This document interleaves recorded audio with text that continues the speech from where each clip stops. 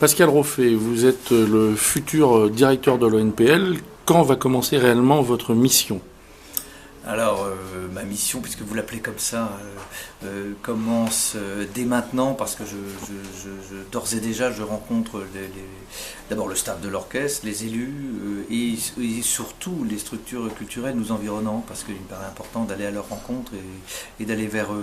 Donc, dans un premier temps, mon travail consiste en cela, et puis évidemment très vite, retrouver l'orchestre pour travailler avec eux.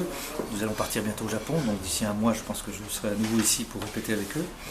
Et puis, plus tard en septembre, rencontrer le public, cette fois-ci comme directeur musical désigné, en tout cas pour un an, puisque je n'ai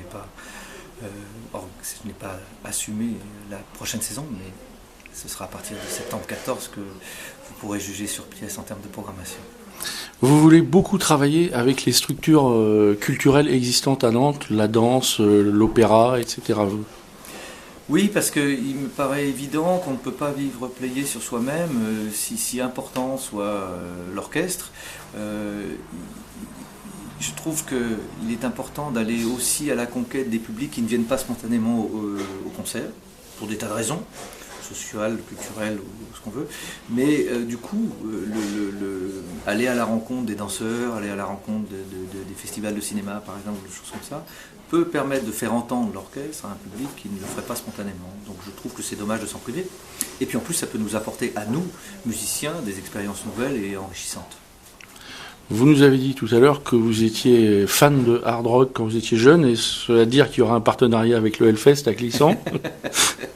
Écoutez, je ne sais pas, d'abord, je ne connais pas bien l'institution dont vous parlez, et puis c'est vrai que le hard rock est, dans les années 70-75 était une force musicale qui a touché beaucoup de musiciens, parce qu'il y a eu une force inouïe et une grande qualité musicale.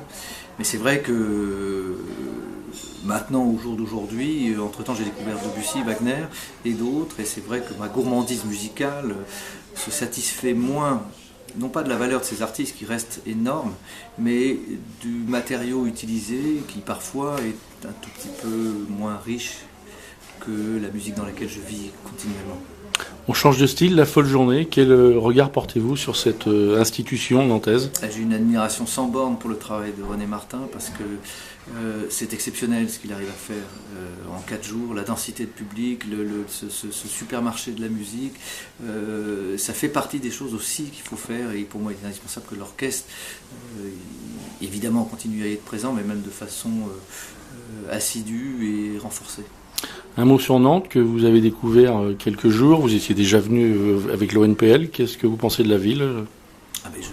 Je pense, et ce que je sais déjà, c'est que c'est une ville très agréable à vivre, et je me réjouis à l'avance de passer de nombreuses semaines parmi vous.